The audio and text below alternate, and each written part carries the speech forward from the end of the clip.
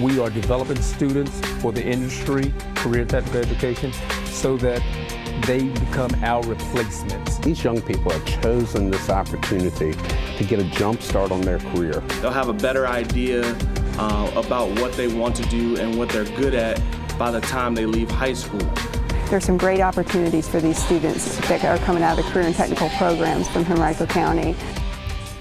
Hello, and welcome to another edition of Henrico CTE Now. I am Rashawn Garnett, and with me I have absolutely nobody this time. Yeah, Mike, he ditched me on this one. I don't know what happened. I don't know how I scared him away.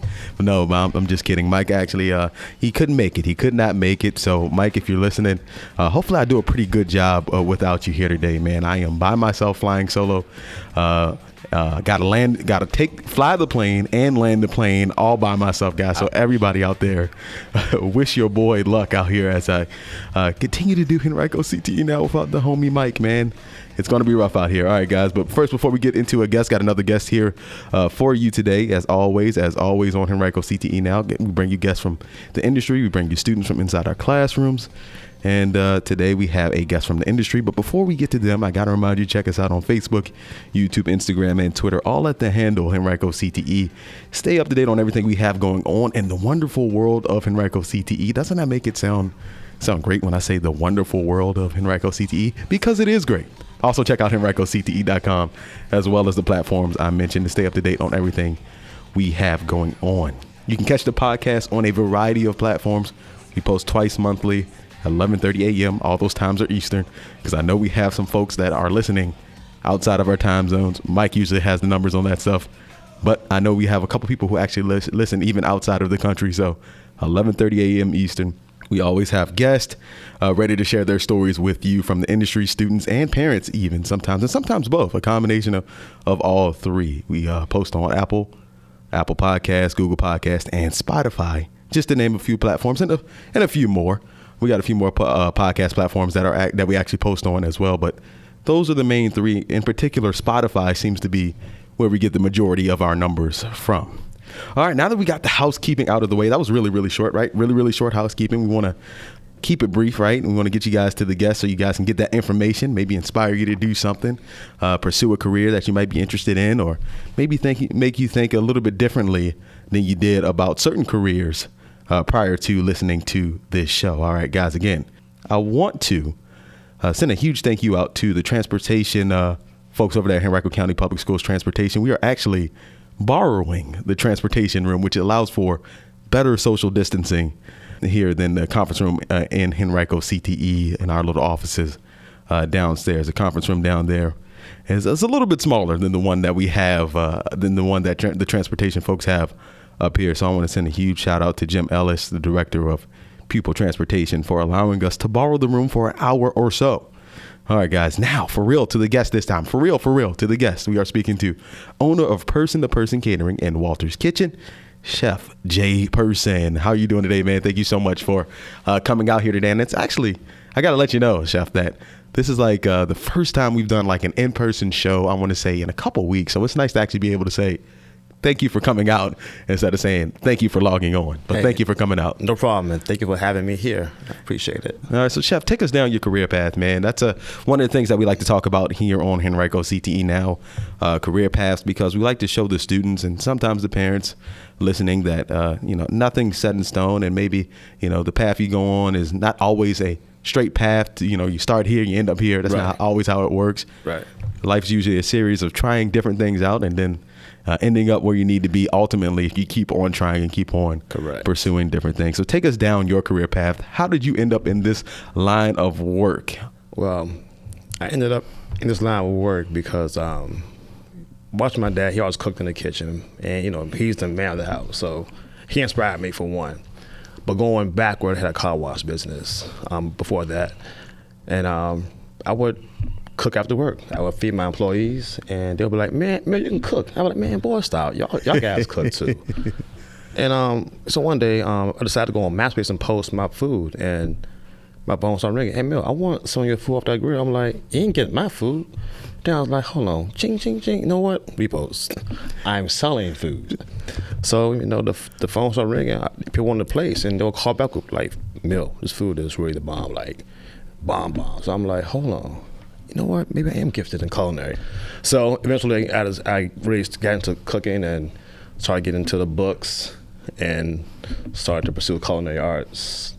And I've been going at it since. So it seems like you just fell into it. You mentioned you had a car wash business. So what's that car wash business about? And you're an entrepreneur right now, right? Because like I said, you're the owner of Person to Person Catering and Walter's Kitchen. So the car wash business, that was probably in 2008 when I got that going.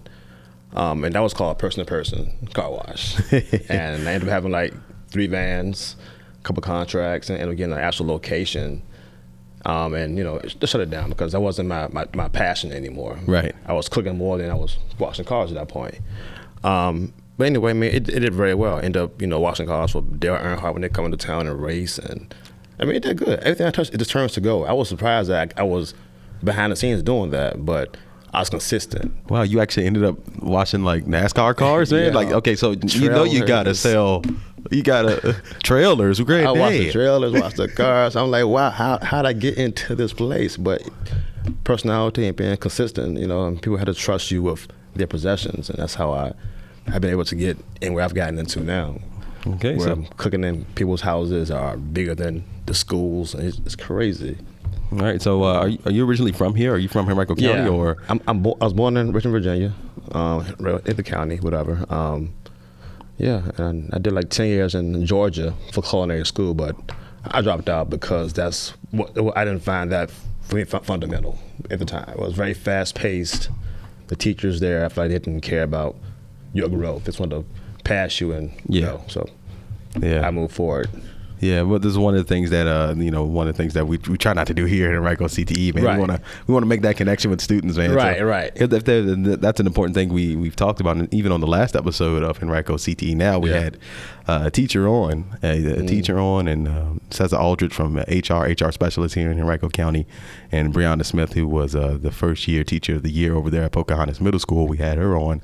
And just talking about the importance of teachers making connections. So what ultimately, you dropped out of culinary school. What ultimately, you had the car wash business. Yeah.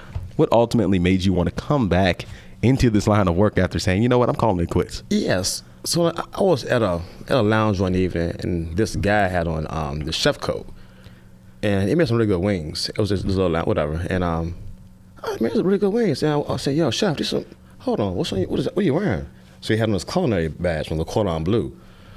So I said, you went to culinary school to fry wings? Like, come on, man, either you got it or you don't. Anyway, ended up calling the school, and of course, once you call them, they're gonna call you back 10,000 more times. I'm like, you know what?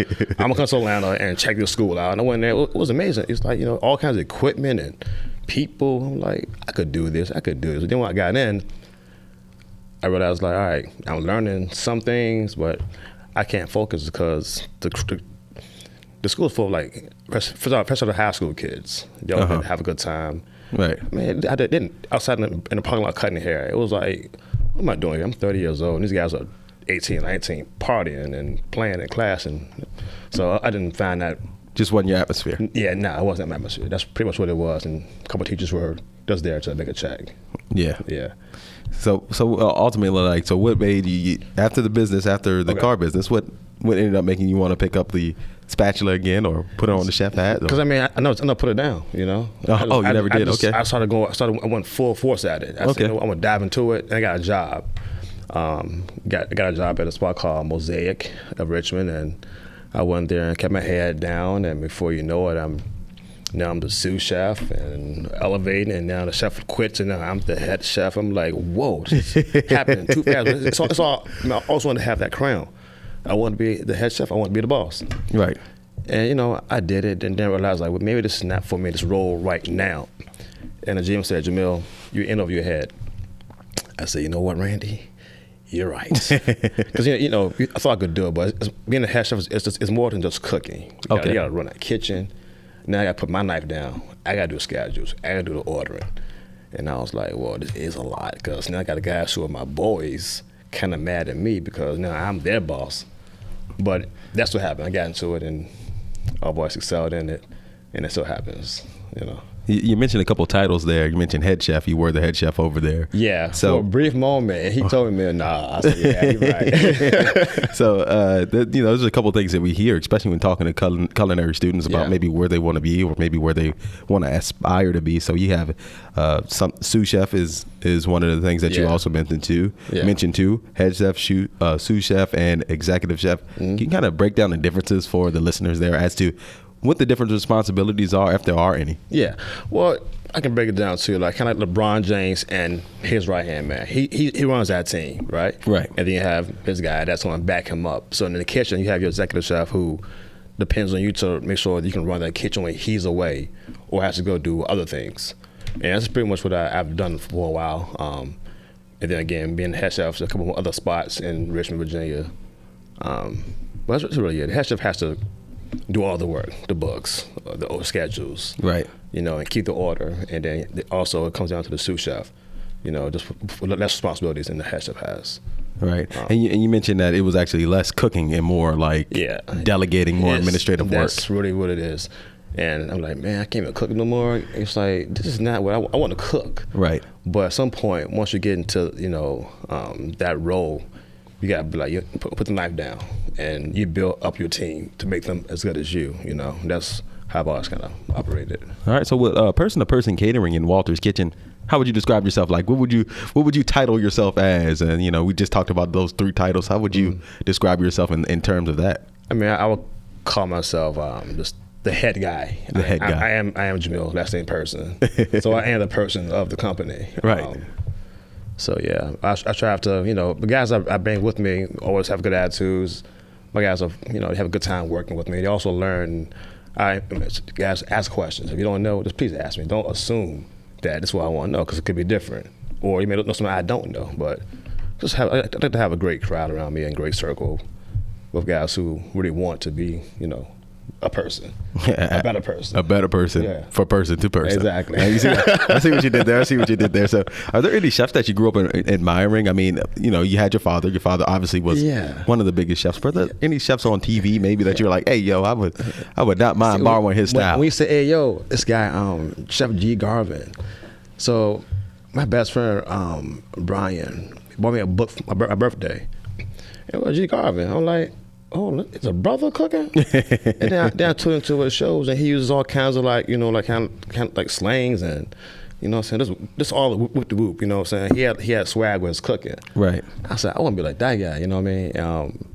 And I followed him and started cooking some of his style of cooking. And yeah, but he really inspired me, Chef G. Garvin. He honestly, he did inspire me. Hey, shout out to Chef G. Garvin, right, for person to person and Walter's catering and his influence he plays on it, right? Yeah. But of course, you have to throw your own little twist on it, right? Your own little seasoning on things. So, what is that? Cooking, you're sort of in the service business. We call it human services here to narrow it down into career clusters, right? Career clusters divide up different professions, right? So, in human services, you might have, jobs like being a police officer. Culinary falls underneath human services as well. So what would you say would be the most rewarding part about working in this industry? Customer service. I mean, customer service for one, because I do like people. I enjoy talking to people. I love talking to strangers. And also helps me to speak and slow down.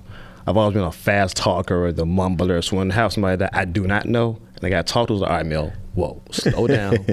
Open your mouth and enunciate and talk. So for me to talk on the microphones, I find somebody that I do not know. And to listeners, like, okay, well, I got to work on how I'm talking right now. You're doing a pretty good job. Well, thank you. But I love people, man. I love people. Would you have to say that's like a must coming into this industry? I mean, can you? Because sometimes we see on TV, and I'm not going to say any chefs in particular, they may not be the most people person. You know what I mean? So would you say that might be a requirement coming in the doors, or does that give you a little bit more of an edge? Would you think that you do enjoy working with people? Yeah, for me, it gives it more of an edge because that's what I like to do. I like to do that. Now, some people can't cook in front of people; they get like stage fright. I love being in an open kitchen. If I can get that pan set on fire and do my little whoop de whoop on them, like, oh my God, that's hot. Yeah. Oh, you got tricks too. Oh yeah, keep those tricks going. Yeah. I'm not scared of the crowd. I'm not gonna sing in front of nobody, but I like to put them pans on fire. It's entertaining to sit back and watch the chef cook, and the love he puts into that pan, where he's has 2 pans in his hand, might turn around, pour oil in them or wine, and Right. flipping. And it's fun. It's showmanship at the end of the day, and then Yeah. on top of it, the food's gonna taste good as well, Yes, right? sir. So Yeah. that does not hurt. I mean, like it'd be great if Yeah. you put all that show on and the food doesn't taste great. Then it's 'cause just like it's not. I mean, it's rewarding, but it's kind of boring to be in a kitchen that's way off site somewhere you can't see nothing but right. the worrisome servers and your worrisome manager. It's like, okay, what they saying out there? We don't know nothing, Right. To get a review about a burnt steak, I'm like, oh, well, that wasn't my steak, or it wasn't my steak, or whatever, But Right. But I mean, being an entrepreneur, that gives you the opportunity to kind of dictate Yeah. what kind of environment you work in, right? Yeah, So let's break down both of the businesses that I mentioned. Okay. You got person-to-person catering. Yep. Walter's Kitchen. So let's talk about person-to-person catering. What kind of services do you guys offer there in person-to-person catering? We offer on-site catering with small weddings, birthday parties, anniversaries, anything like on that level. And then the person-to-person Walter's Kitchen is more about the at-home base. Okay. Where I come and provide for you and your family, But that's pretty much how I'm gonna break it down, because catering is more about the pans already being set and Okay, yeah, it's more like the display. You got Yeah. the food, you cook the food, you bring it there, you Yeah. make it heated. Yes. And people kind of self-serve type That's of deal. right. But Walter's Kitchen's more so. that's when I come out and I'm putting on a show, whether it's on a food truck or it's somebody's kitchen. That's what it is. Okay, so what would you say would be your favorite engagement that you got an opportunity to do? Of course, things have slowed down due to COVID-19 and Yeah. things like that. But what would you say maybe your favorite engagement is? If you can think back. Because I like doing these little small parties. Like the women love to have these little like girl parties. We need a chef. I'm like, of course I be y'all chef. And I go over there and everybody's all happy and having a good time, and then you feed them, they all light up, and either they love it or they really love it, Right. But just I enjoy the intimate parties because you have time to engage with your clients and get to network.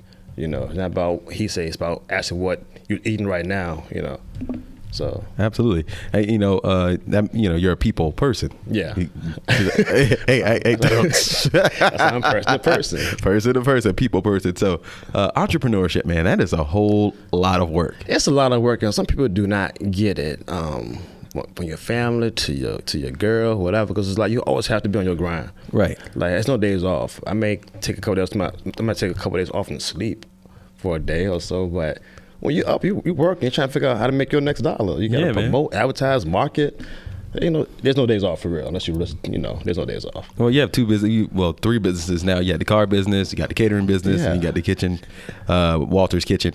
So talk to me about maybe, like, I guess your inspiration for wanting to go into entrepreneurship, because Mike and I talk about it all the time on the show that a lot of what we teach here in CTE can set you up before entrepreneurship. So, and we even have business classes that fall under career technical education that talk about entrepreneurship as well. So what kind of sparked your want to own your own? So for me, entrepreneurship came, whatever. I'm saying, here it is. My father lost a job years ago. When they shut down VIA systems, and my dad came home with that pink slip, I was like, so he had a job for all these years, made all this money, fancy cars, vacations, and he gone, that's it. Oh, okay, whatever. I'm not gonna give me a job that, So anyway, just started cutting grass, started to just turn to a hustle, man. Washing cars out my trunk. I was just the all-around guy because I knew I did not want to have a job where I depended on forever, and that's what I did. Like I said, started off washing cars out my car, got a van, a couple of dollars here and there from my mom, my aunt helped me out, but that's what I strive for. I can't punch that clock. Yeah, man. Some people they just can't. Some people think that entrepreneurship is easy. I'll just go out here and it's not easy. I'll start selling cookies or something. Right. You know what I mean? It's not easy. I even have another thing I do where I had this idea to do a T-shirt. It's a commonly used phrase. It's called "say less." But one day, some people talk too much, and it's kind of like, say less. Like I don't need to know your whole background about this crap. So I put on a shirt, and somebody said, "I want one." I'm like, ching, ching, ching. Oh, you want one? So I started selling these shirts, and then turned to hoodies, and that's how my mind works. And have an entrepreneurial mindset. Yeah, obviously, man. You definitely have some type of entrepreneurial mindset where you see these ideas, and then you're able to capitalize off of these ideas and actually turn them into into businesses that actually are working. And what are some advice you would give a young person that wants to get into, they have an entrepreneurial mind?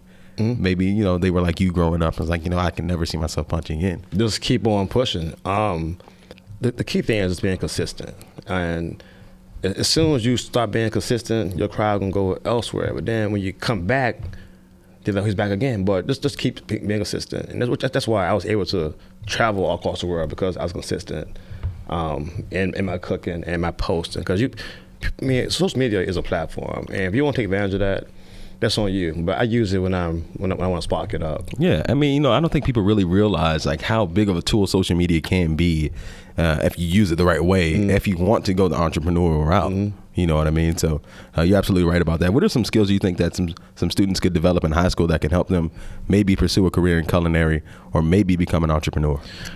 Some skills you're gonna definitely need to have be strong-minded and be able to take constructive criticism, because everyone in the kitchen not gonna be your babysitter. They're gonna pat you on the back, good job today. But just being alert, being aware of your surroundings for sure. Because you're in the kitchen with all things that are going on, people are moving, so you gotta be alert, you know, and be willing to hop in anywhere in the kitchen. It ain't about this is my area, this is my space. It's about helping out your team player too, right? Because everyone gets weeded out. Yeah, you gotta be a good team player, especially in the kitchen. That's me. I would definitely like see a guy over there. You all right, man? No, I got you, my man. Thanks, Mill. Meanwhile, I'm over here getting tickets.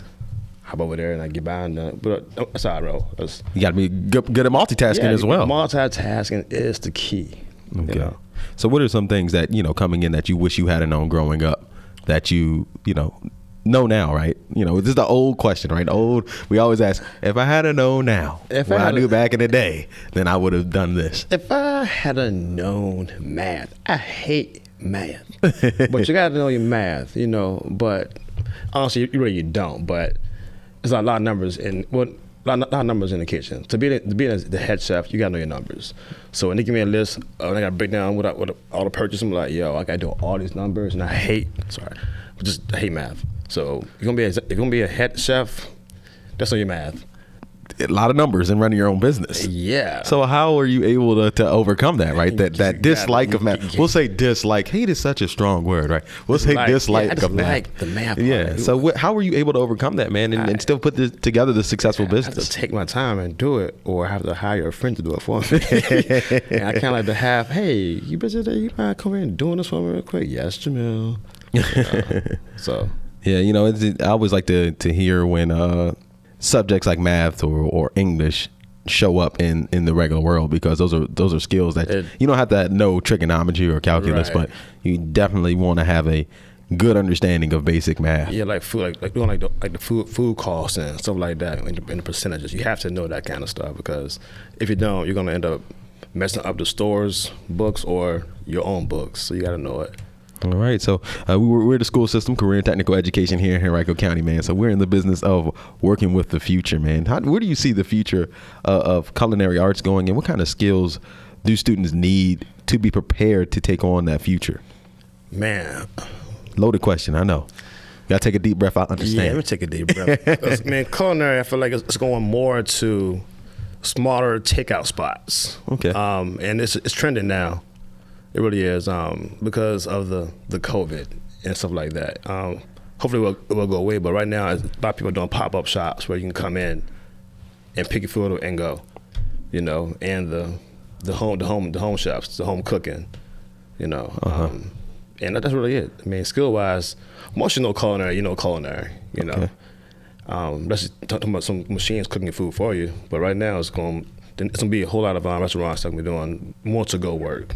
Okay, well, career and technical education, we get students prepared. I mentioned culinary. I know we had a little conversation about some of the things you can earn in culinary. We mentioned the Serve Safe food handler assessment. Can you talk about a little bit about the importance? So hopefully some of those culinary students are listening out there. Yeah. Talk a little bit about the importance of that certification.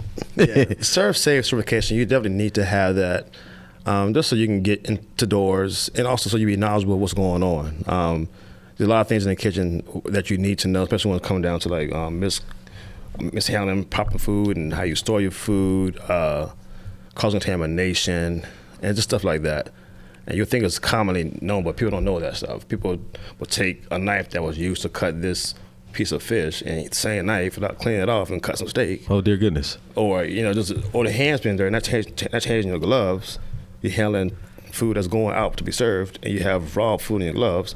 Now they're sick, So Yeah, it's very, very important and very serious. And that is something that could not only hurt a person but also hurt your business as well. Yeah. Yeah, people not trying to come back for a person who's cross-contaminating their food. Don't be that much like that. Not to be that person. No. You do not want to be that guy. So what do you think would be, we have a culinary program, 2-year culinary program.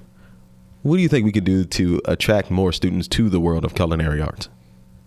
I guess, like the kids these days, everyone's different. And they look at, it's not what the kid looks at. I feel like if you make culinary or cooking hip, almost in a sense, it might draw a certain crowd in that could use that hipness to get into culinary. Because back when I was growing up, I thought that cooking was kind of like soft, you know what I mean? Right. Until I realized the G is cooking too, you know what I mean? So I can do it with a little swag and put on a cool chef coat. But I feel like if you do things cool, the kids will like it. The same way they follow all these cool rappers, you turn some cool chef into almost an icon to the kids. Oh, I want to be like Chef Mills, man, out there throwing them pans up, rhyming out there. You want to make it fun, Right. So you want to be like Chef J Person, own my 2 businesses. You know what I mean? Why not? All right, guys, we are speaking with Chef J Person, and he is the owner of Person-to-Person Catering and Walter's Kitchen. Chef, thank you so much, man, for hanging out with us today. No problem. I appreciate it, man. Thank you so much, guys. Before I let you guys go, I want to remind you, check us out on our social media, Facebook, YouTube, Instagram, Twitter, all at the handle Henrico CTE. Check out HenricoCTE.com. Stay up to date with us. Find out how you can take advantage of some of these classes like culinary, like we mentioned.